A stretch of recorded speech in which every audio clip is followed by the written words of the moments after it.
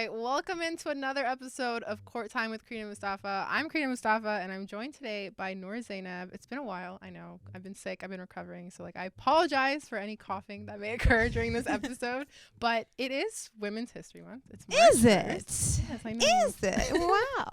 Wow. And so what I wanted to do was kind of have women come on as guests throughout the month and talk about, their careers, their life, their experience as women in sports. And who better to start that off with than Noor Zainab? Guys, I'm so flattered today. Not only are you back after a 2-week hiatus, but you have me on your first show. Hearts. I love it. Okay, so as you guys know, Noor is our NBA and basketball expert here at Homestand. So I guess my first question to you is, how did you get into basketball? That's a great question. So for me, I've always been a sports fan. I've always had that competitive nature in me, since probably in the womb. I can't remember. You literally going far as back as to think when I was a kid, I think it was always just in me. But my sports changed throughout. My attention ran dry sometimes on whatever I was watching.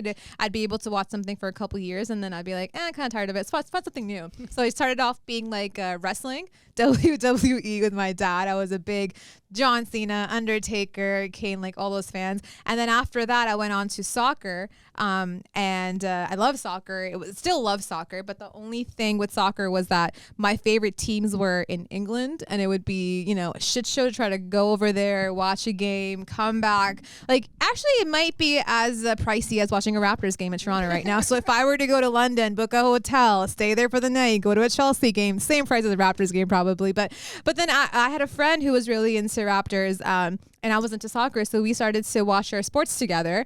And I was never actually a basketball fan because I never understood coming from soccer to be why would you have multiple points a game? Is the point not to have 1 point? And that's the biggest deal of all. But then once I started watching basketball, I was oh, so there's things happening all the time. That's actually kind of great. It's so much fun. Good for your attention Exactly. I was oh, you know what? Well, maybe it's not because now I have ADHD all the time. I'm waiting for dunks every 2 minutes. But that was the up and coming of how I became a Raptors fan. And then the past few years when I just in terms of wanting to know the whole league and wanted to get more involved with the NBA stuff. So I started to watch more league-wide things. So I became a big San Antonio Spurs fan even when Kawhi was there. That's how I named my cat after Kawhi. And then I think it was me who brought him to the Raptors for a championship. But you guys can say thank you after. I'm not going to be holding you to it. Don't worry about it. But yeah, for me, basketball just was another stop along the way in my course to find the sports that I love. And it's definitely stuck around longer than most, but I love it. I think it's great. Yeah, it's interesting how kind of similar you and I went into basketball, because I was kind of the same, where I grew up with my dad watching soccer, European football, on TV. So I would be watching soccer all the time. And the first time was when we actually went to a Raptors game in person when I was I don't know, 8 years old. That was Jose Calderon era, during that time. And so I fell in love with the Raptors, and then I fell in love with basketball as a whole after. So it's very interesting. Did you find the same, or you were oh, we went from such slow pace to now bam bam bam bam bam exactly constantly. And that's part of the reason why I don't follow soccer still, because I feel my attention span, the way I view sports has changed now that I'm more into basketball, tennis, and more faster paced sports. That's why when I find people that like multiple sports that are high intensity and low intensity and then high scoring and low scoring, I'm how are you able to maneuver between all of them? But honestly, props to you. One day we can do it to Crina. One day we'll get there. My next question is, so now you're into basketball, and kind of going into basketball, what sort of challenges did you encounter as you started to make your way into the industry? In terms of career, I think it was just very hard to, first of all, find a proper way or even an instruction manual on how to figure out this industry, because they don't tell you anything. It's pretty much just you go, you find your footing. If you have networks, that helps a lot to know people. But in terms of just knowing what to do and how to do it, that's the toughest part. And a lot of people that, you guys go to school, I didn't go to school for any of that stuff. So I was just scouted on Twitter and I was told to come try it out. So undrafted. I literally went undrafted. So I went to, for me, I think, it was a matter of just figuring out how the industry worked. And it was honestly like a big wake up call too, because I thought it was as fun as I thought it was going to be, as open as I thought it was going to be. It was also very hard because you gotta, first of all, you gotta work hard. It's a fun job, absolutely, but you have to be on your toes at all times. In this industry, you're working 24/7 if you're working. You have no time off. And even if you think you're off the clock, but once everything is hitting, your mind automatically now goes to, how do I cover this in content, as opposed to how do I consume this as a fan. So for me, I think to this day, the biggest struggle I find, aside from the whole sports media landscape's a whole different deal. Oh, we'll get there. That's a whole different area. But I think for me, the hardest part was to not watch my passion go away, just because when you start to work in it, it really becomes work. And when you're working towards something, it's almost like a chore. So even watching Raptor games, I used to have them circled on my calendar before. I used to be like, no, I got to watch this game. I used to make my plans around Raptors games so I'd be able to be there and live tweet and stuff. But now it's to a point where I'm watching them and I have my notes down, and I'm taking notes, and I'm going online to figure out, okay, how does this tie into here, and how do they play against this team back there? And it just becomes like it's homework. It doesn't feel like I'm consuming it as a fan anymore. And that's where I don't have the answer anymore. So if anybody out there knows how I can go back to my full-time passion, let me know. But I'm just trying to struggle and figure that part of it out. But besides that, it really is a dream come true kind of job. It's true, because like your brain gets wired differently now when you're watching games. And I definitely notice for basketball, but I also definitely notice it for tennis, like especially after working the live tournament this summer, like the National Bank Open, and I had to be like focused on every single point and like providing stats. Now I look at like tennis matches and I'm like, oh, they're a righty, they're a lefty. Like I'm noticing like where the ball is going, like where it's landing. And it's just like, it's so different than if you're like rooting for somebody. Because you have to now look for things that you're going to talk about the next day. Like, how does this tie into your argument? How does it not? And it's based off content now than it is like, how am I, which is great again, because you get to know more. I think I'm learning more as an M right now than I ever did as a fan. Like I couldn't tell you two things back then, but now I'm learning so much more in terms of the players, the stats, even that, like the difference between being a stats watcher or an actual game watcher, like things like that we're learning. But you just got to find a good middle ground to still, make it still have that passion there that you had before. Yeah, no, I totally agree with that. And I see that in your work. So even though you're like, I don't have the answer, I definitely still see it in you. And also your tweets are hilarious. I think you're like the funniest person I know. But anyway. You guys hear that? I'm the funniest one.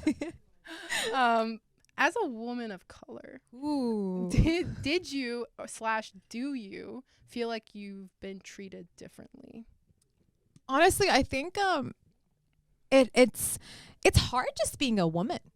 Yeah. It's hard just being a woman, like, and there's the other factors of like how you speak, what your personality is like, your ethnicity, all those things are something that come with it as well. But I think like it's still so new and it's still so raw that it still just feels like being a woman itself is just a hard time, like, and it's not because there's not support and coverage, there is, but I still think we're in such an infancy time in this sports realm, and trying to finally give flowers to women and bring them up, that I haven't seen the support that you get to see as a fan. I think that's and I think that's a pretty big misconception when viewers are watching, because when you're watching and you're seeing your teams and your players and your franchise and your, the guys that cover your team, like the beat writers and the reporters and stuff, they come out and they're the nicest, the loudest supporters of females and empowerment and everything. But when you're actually working in that scope where now you're the female that they have to be upholding, you're like, wait, I got tricked. What are you guys talking about? So you go out there and you're on TV and you're saying, we do this, but like what gets done behind the scenes? You go out there and you tweet, oh, I support my colleagues. How do you go out there and support them? I don't see that happening whatsoever. And I actually think that this is going to be a pretty cold take, and I hope that it's not taken rudely, but I think sometimes, all the time, a lot of the time, a lot of the men are intimidated by women in this field. And I don't know why that is. I don't know if it's because they think that they know more, if they think that we're only here because we're women, if they think that if we as women have more access, we get more seniority in places. We have more access than them. I don't know if it's because they think that we'll have different relationships with the players, the coaching staff, whatever it is. But I do see the part where I don't see the upholding of women the way that they say out loud that they will do. And I don't know why that is. And I wish it changed. But that's something that has been very obvious. The support is very loud, but the support actually in question physically happening is not at all there. That's a very interesting point that I think you like hit the nail on the head with. Like it seems like there's a lot of like performance or like I don't know what the word is, performativity, Performance art, performatism, yeah. Performative people out there. Yeah, exactly. And then when it comes to like the actual stuff that matters, it feels like there's still some work to be done. But I feel like it is getting a little bit better in some like retrospect. Like working with like a bunch of women here is like great. Like I think we can all agree that like the men and the women at this company work pretty well together. Like it's a nice environment. So like yeah, still seeing that there's stuff like that exists is very confusing. Yeah, and it's also just like you know where the future is going to be. And I don't understand the gatekeeping either, because I think we all win when there's more seats pulled, because the more seats that are being pulled, the more funding to those programs and those departments, and the more people will watch it, because the marketing now is going to be there. The more people that, like, let's say if I'm on somewhere and I'm covering something, but I'm the only personality that's going to be there, like the only girl that will be there.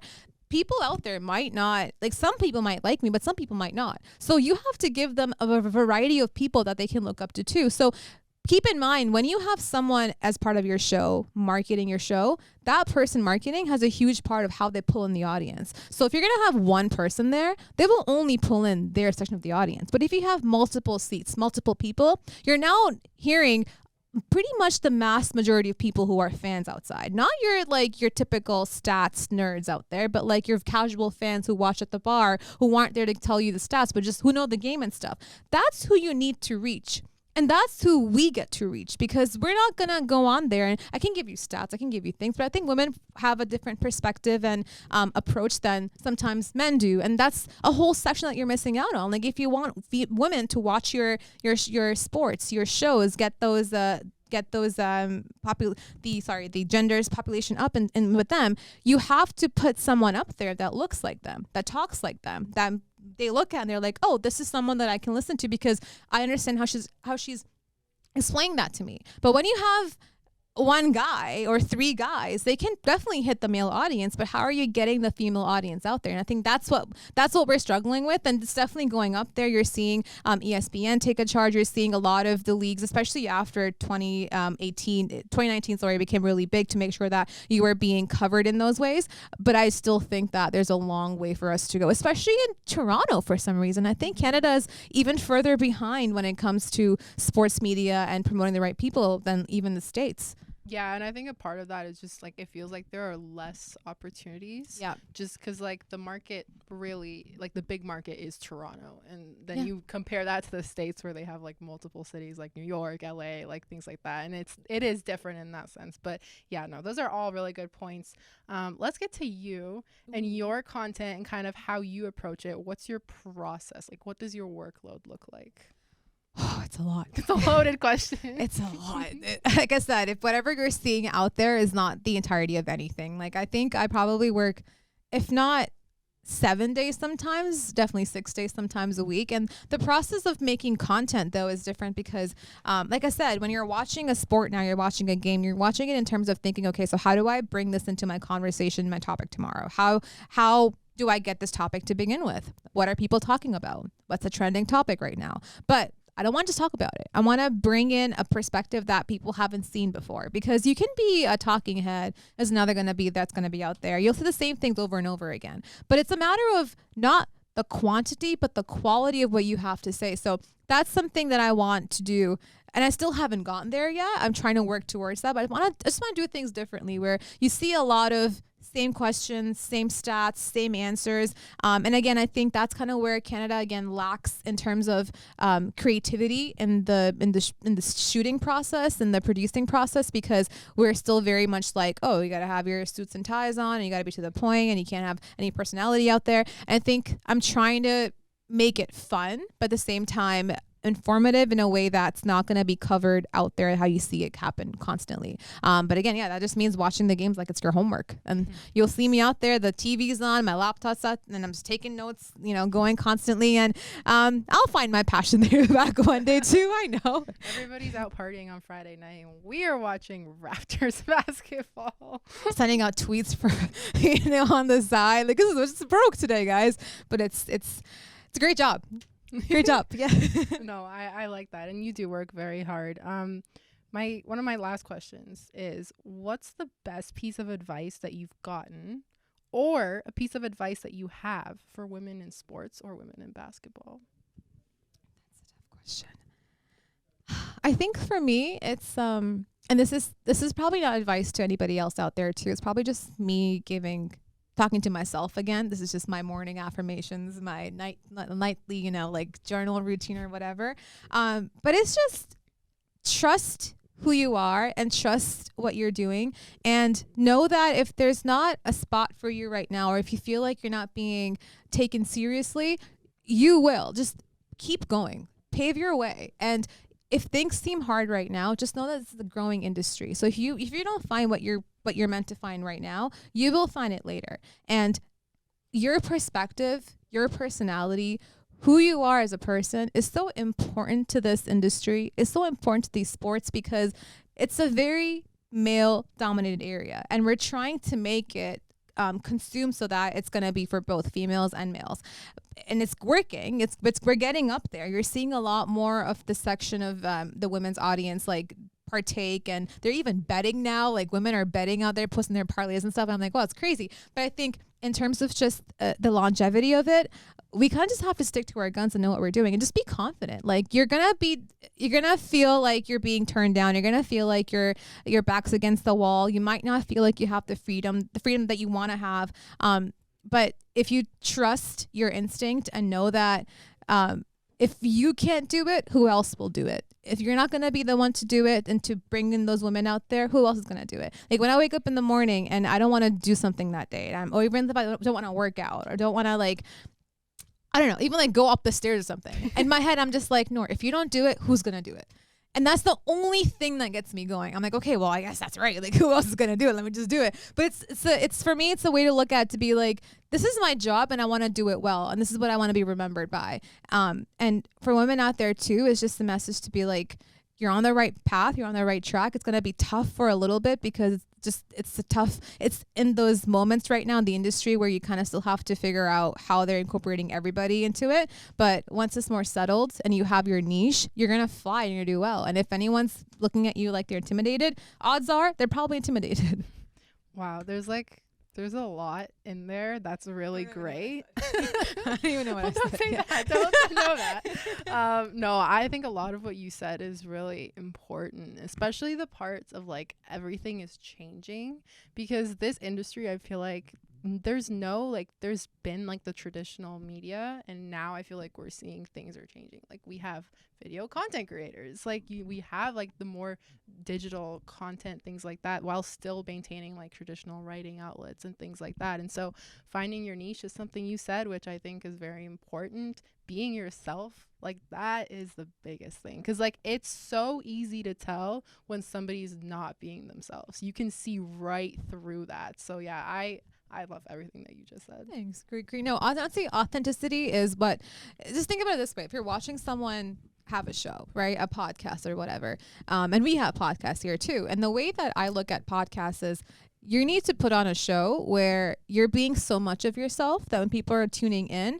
obviously they're there for the information. They're there to listen to what you have to say about the game itself, but it's also your personality. It's for them, they're going to listen back and keep coming back if they like who you are as a person, not just what you have to say, not what your outlooks are. You can have the worst take ever, but they'll come back because they like you as a person. And for that reason, I think continue just to be who you are, because a lot of people aren't. And when you can be who you are, people can pick it up right away. Now you've made a friend with the audience, and when the people are listening to you, it's like they're talking to another friend. Like, it's that meme, have you seen it, when you're like, oh, listen to my favorite podcast, and it's like an image of like 3 kids and a fourth, and actually on his own in real life is just like laughing along with them, thinking like he's part of the joke and stuff. Like, that's the atmosphere that I think we should be creating with the shows, because it's a relationship with your viewers. They want to have to come back to you after, not just be like, oh, it's a chore for me to come back, listen to it now. But that's my 2 cents. Yeah, they're coming for you, and I think that's.